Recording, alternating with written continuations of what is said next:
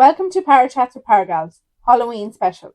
In this episode, we are telling you 4 terrifying tales from Irish legends and folklore. Rooted in truth and passed down through generations, these are the perfect eerie stories to get you feeling spooky in time for Halloween. So dim the lights, grab your blanket, and listen if you dare. So, long ago in the green hills and misty valleys of Ireland, people marked the turning of seasons with great festivals. None was more mysterious nor more feared than Samhain, the festival of summer's end. It began when the last harvest was gathered and the chill winter crept across the lands. The Celts believed that time itself unravelled on Samhain night. The year of light was ending and the dark half of the year began. In that pause between seasons, the veil between worlds grew thin. The living and the dead were no longer so far apart. Ancestors could visit their families, but so too could restless spirits, fairies, and creatures from the other world. Fires burned on the sacred hill of Tara, the seat of the High Kings of Ireland. Druids, the spiritual leaders of the people, lit great bonfires to protect the tribes. From these flames, households would rekindle their hearth fires, carrying a spark of safety through the dangerous night. But not all spirits were kind. To protect themselves, villagers wore disguises. Animal skins, masks, and frightening costumes, so that wandering spirits or the mischievous fairy folk would pass them by, unable to tell human from ghost. Offerings were left at doorways and crossroads, food and drink for the dead and for the fairies, so no misfortune would fall on the household. Farmers also feared the puka, shape-shifting spirits that could spoil crops or steal livestock if not appeased. Centuries later, when Christianity spread through Ireland, the Church tried to transform Samhain. November 1st became All Saints' Day, or All Hallows' Day. The night before was All Hallows' Eve, was still haunted with old traditions. Over time, those words softened into Halloween. Even the jack-o'-lantern traces back to Ireland. Before pumpkins, the Irish carved turnips and lit them with candles. The carvings came from tales of wandering souls, especially the story of Stingy Jack, a trickster, having cheated both the devil and death, forbidden to enter heaven and banished from hell, cursed to roam earth forever, with only a hollowed turnip with a burning coal to light his way. When Irish immigrants carried their customs across the sea to America, pumpkins became the lanterns. Trick-or-treating grew from old practices of offering food, and Halloween became the festival we know today. So while children now laugh in costumes and run from house to house for sweets, the roots of Halloween reach back to Ireland's Samhain, a night of fire and fear when the dead returned, fairies roamed, and mortals disguised themselves against the unknown. So before we get into our spooky Halloween tales for tonight, do we have any Halloween traditions or anything that we want to tell about? Well, when I was a child, we did go trick-or-treating. That was before I grew up, and then me and Serena went out and got drunk. I never went to the pub for Halloween. What? No, never. Hated it. There's a picture of me and Serena on my Instagram for Halloween, and you were dressed as a skull. You have diamonds all around. And I've seen that picture actually. And I've got like blood coming down from my eyes. Oh God, I was so drunk. I don't remember that night. Oh. Hence, we were so drunk. I remember when I was really little, maybe like 8 or 9. I dressed up as a clown. Sorry, Emma. And I was answering the door before I went out for people. God, you scared the kids away, didn't you? Yeah, no, there was a boy that I had a crush on, and he came because he used to drop off the milk, and he used to collect the milk money with the milk. He worked with the milkman. Maybe I was older than 8 or 9, and I don't know. But he used to come with the milkman to collect the money. And I was dressed up as a clown, and they made me answer the door, and I had a crush on him. And I rang him to answer the door. And they made me, and I was so embarrassed. This is back in the day when costumes weren't as elaborate as they are now. I had a full coloured wig and a pyjamas with a cushion stuffed up my belly, Well, my favourite costume that I've ever dressed up as, I dressed up as a pumpkin head. Oh, cool. So I had a giant pumpkin, and Mum had carved it, and I had like a boiler suit on with straw coming out of the feet and the cuffs of the sleeves and stuff. That's actually Did I win the fucking fancy dress competition? Yes. No. I came joined first with somebody's bought costume. Stop. Joined first. You were robbed. I was robbed. Oh yeah. So much effort into it, and someone just all bought I could one. smell was pumpkin for weeks. Oh God. I never had any special costume. I always had, as Emma said, the bin bag and the witch's hat. I was never really into Halloween until I kind of grew up, like, and got into my teenage years. Like, I used to hate horror films. I used to be terrified of horror Who films. are you? I remember watching... She's a changed woman. Yeah, I've changed. Turned over a new leaf. I remember watching The Village with Adrian, my sister. And that film absolutely freaked the Jesus out of me. I don't know why, because it's not that great. Let's be real. I But I was terrified of it. You're not really missing much now, to be fair. And did you ever have the face paint when you dressed up as a witch? It was like green. And it Yeah. was like puffy and went all cakey and cracked, and you're like, And you were green for days. Dried on your skin. Like, yeah. yeah. You're there trying not to see your mother's there, like, Scratch it off. Scratch it off. I used to love spraying my hair a funky colour. Oh, yeah. And then it used to be like rock hard, seriously. Like if you threw something at it, it just bounced right Bounce off. off it, yeah. I've never carved a pumpkin either. Have you not? No. What? Oh, we have to do it. But We have to fix that. no. Oh, Karen. I know. pumpkin carving competition. Apparently, this came from Ireland as well. That children who stayed in their own house at Halloween should have been sprayed with holy water. I've never heard that, but my mum was like, "Oh yeah, I've heard of that," and I'm looking at her going, "Never heard of that." Never heard of that either. It's a new one to me. Same. Don't spray me with holy water. No, I'd probably burst into flames, not to be fair, or melt. You should never cross a ferry fort Oh, yeah. Well, yeah. for fear of misfortune. Oh, If we take misfortune it to being fairyland? taken by the fairies. Well, misfortune, I just put misfortune then because there was a whole spiel on it. So I was like, But "Oh, that's a whole other. that's a whole other That's a whole episode." other episode in Yeah. itself. Yeah. Bonfires were burned to ward off evil spirits. Bonfire night was huge in Arklow. Massive. Massive. Yeah. Oh my good lord. Every estate used to have a bonfire. Big in it. bonfires. You'd be building them for weeks coming up to it. Yeah. The tradition was that you would bring back embers from the bonfire to light in your home to help ward off the evil spirits in your own home. Ooh, that's cool. Never Then heard it of just that. turned into a. Burn all your rubbish. Yeah. Yes. And other traditions in Ireland, barnbrack bread. I love a bit of I used to barnbrack. hate barnbrack, but I love it now. I don't like it. Toasted with a bit of butter on it. Big Oh. slob of butter on it, not a bit. Do you ever find any of the charms in the barnbrack? It was always a ring in our brack.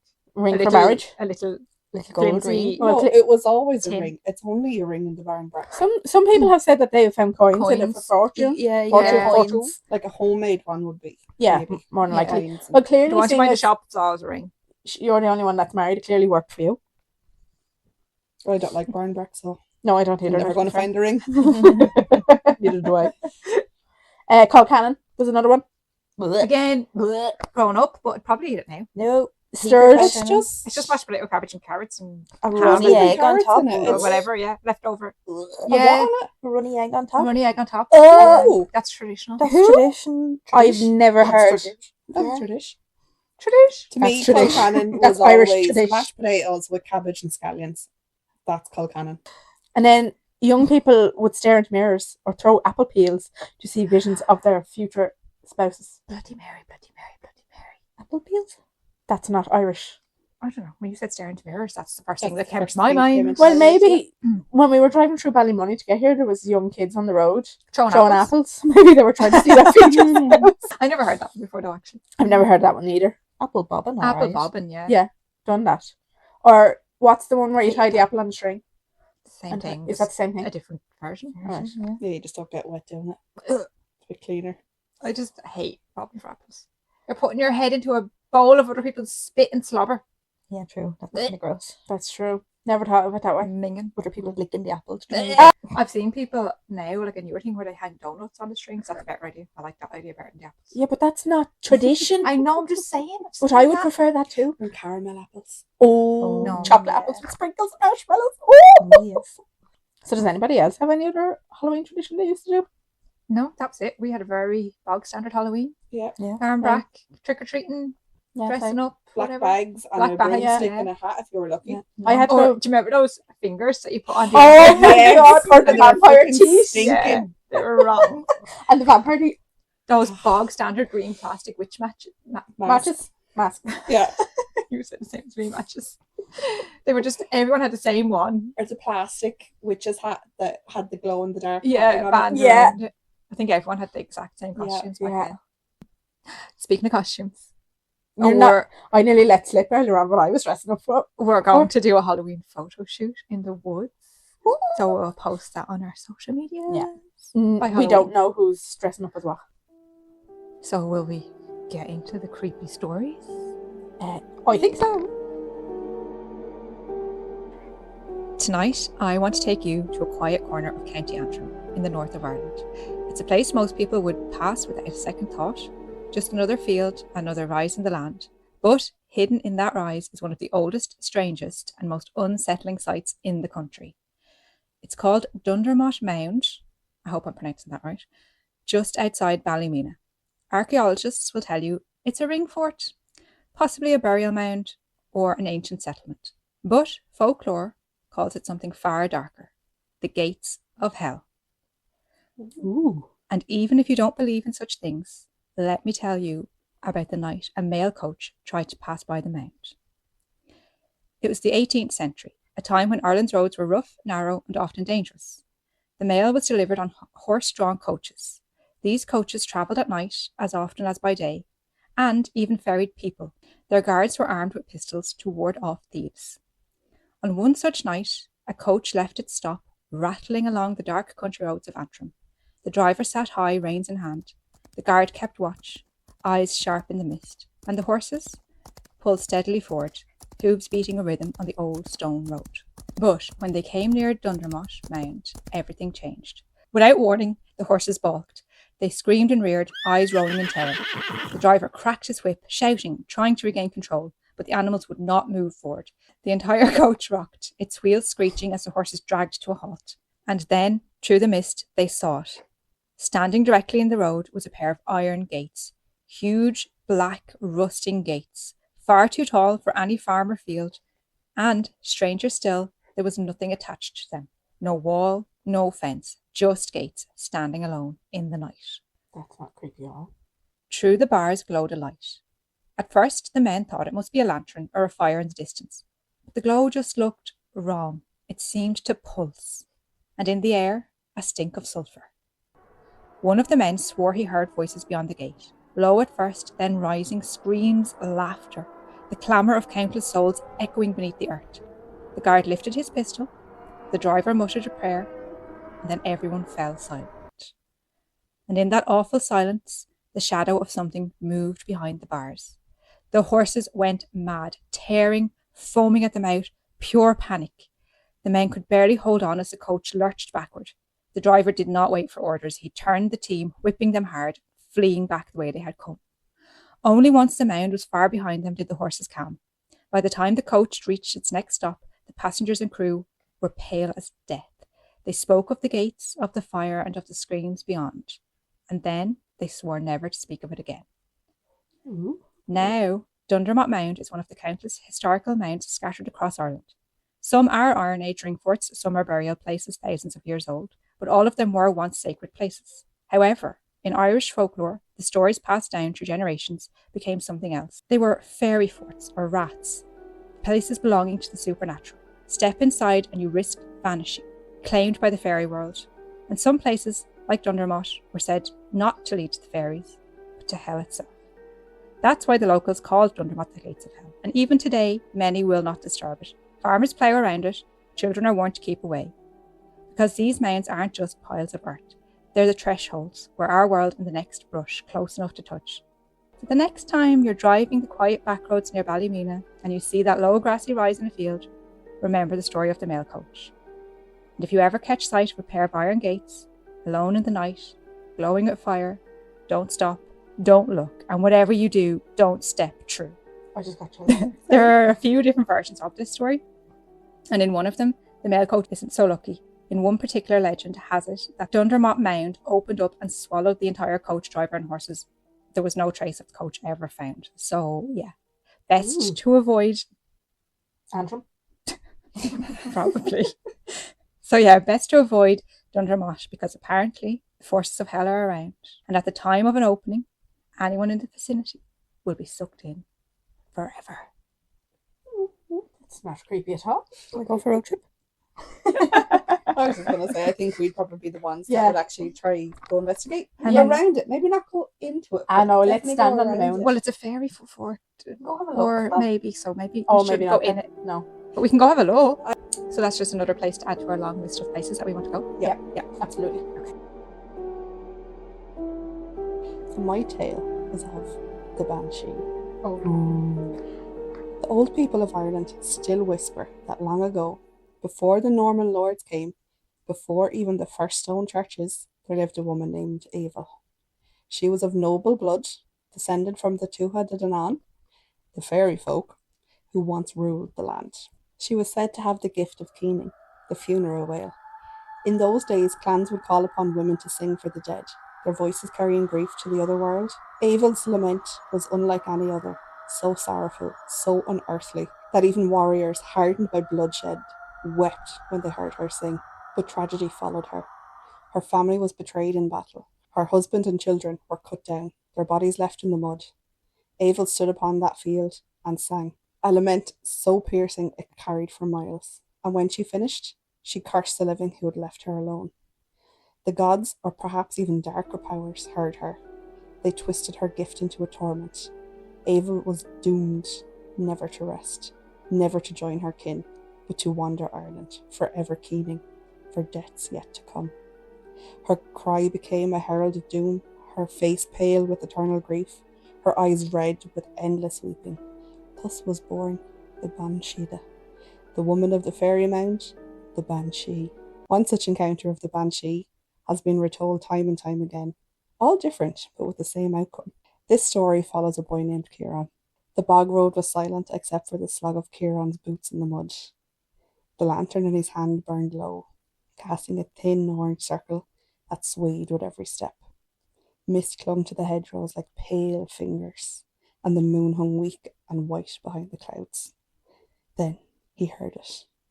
A sound so soft, he thought, at first it was the wind in the reeds, but no, it rose and fell, uneven, heavy, a sob, a woman's sob, drifting through the night.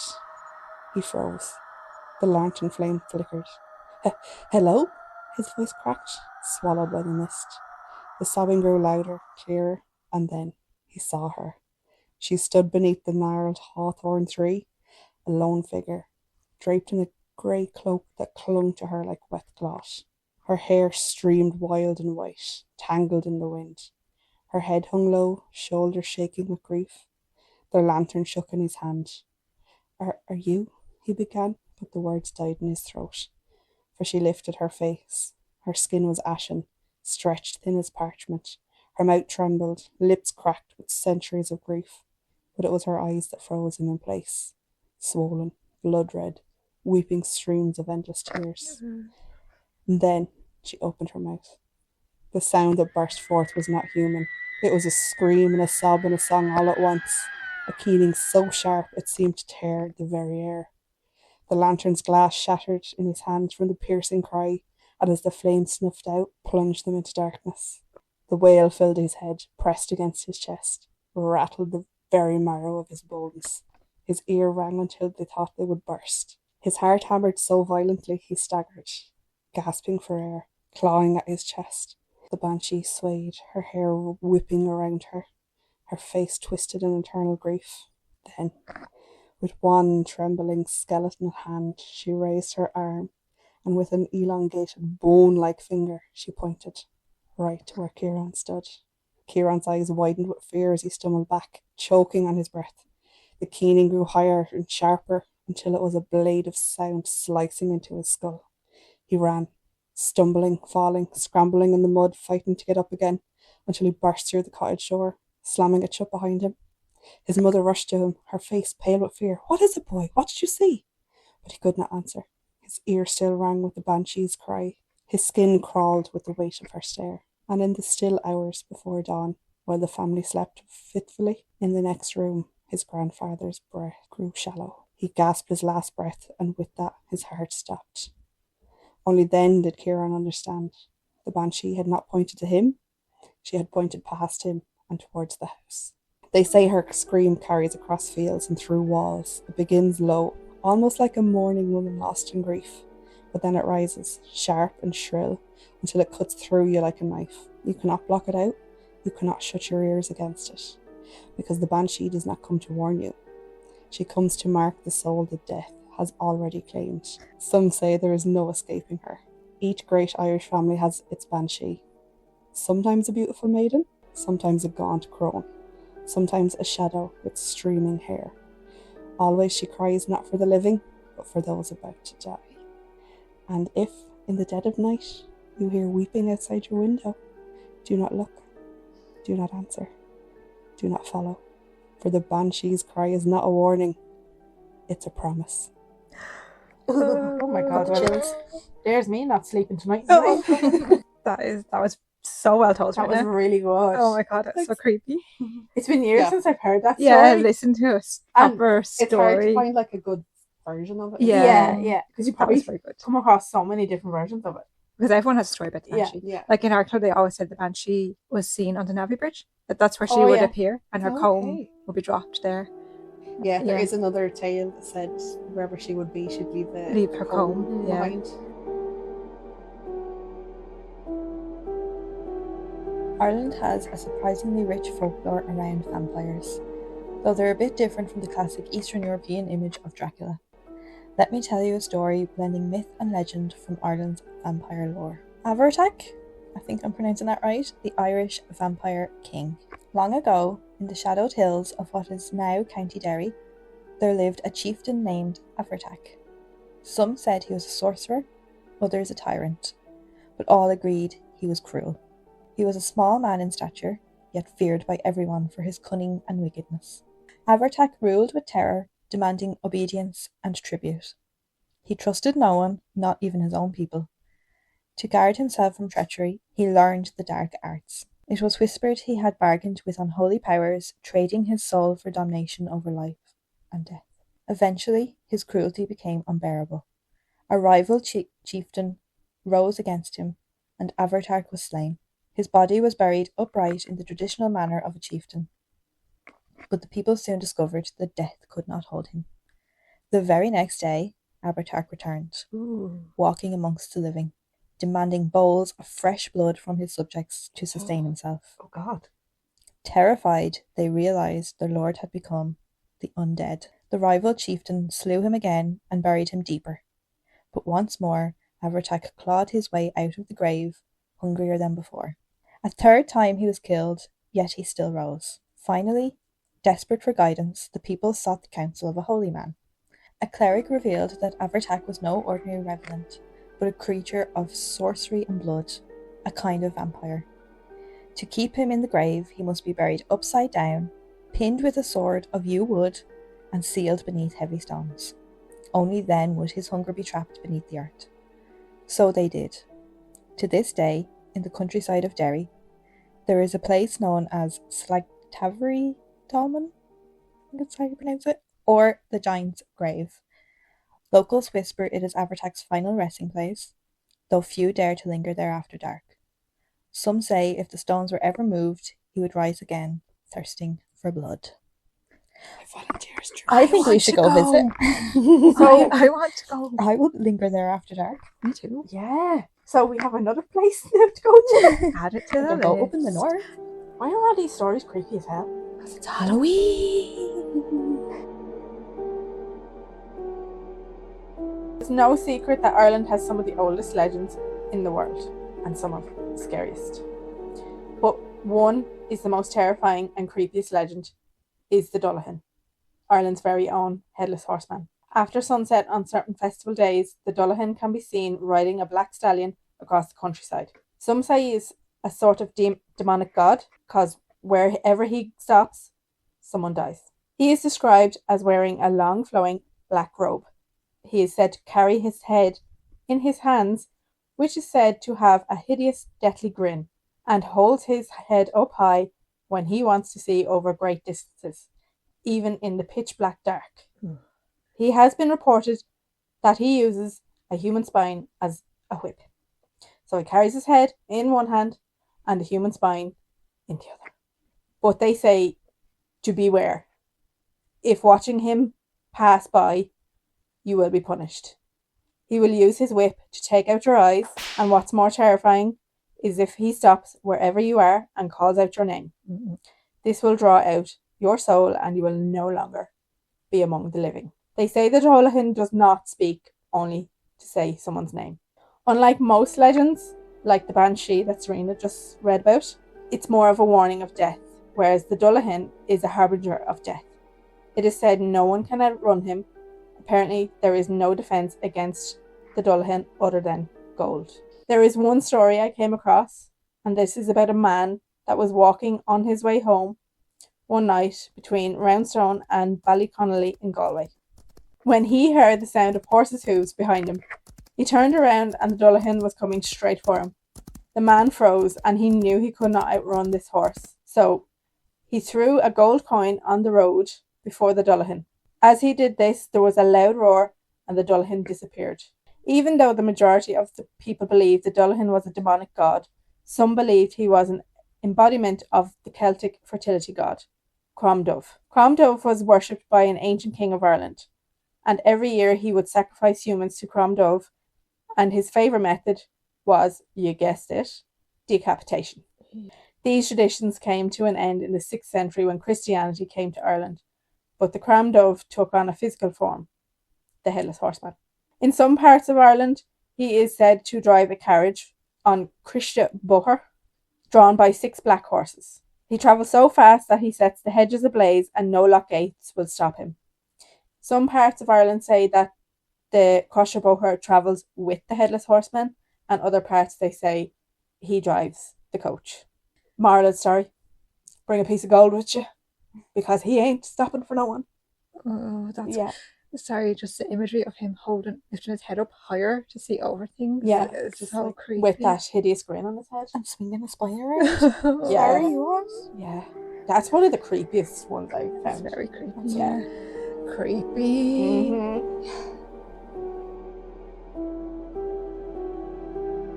We hope you enjoyed this spooky Halloween special full of creepy tales. Thank you so much for listening. If you did enjoy it, please consider liking, subscribing, following us on social media. It really helps us to grow so more people can discover our little podcast and join in the spooky fun. We also have a buy us a coffee link in our bios if you would like to help us that way. As always, if you have any paranormal encounters or stories you would like us to share, then you can email us at Paragals.Ireland@gmail.com. Until next time, don't forget, stay spooky. Bye!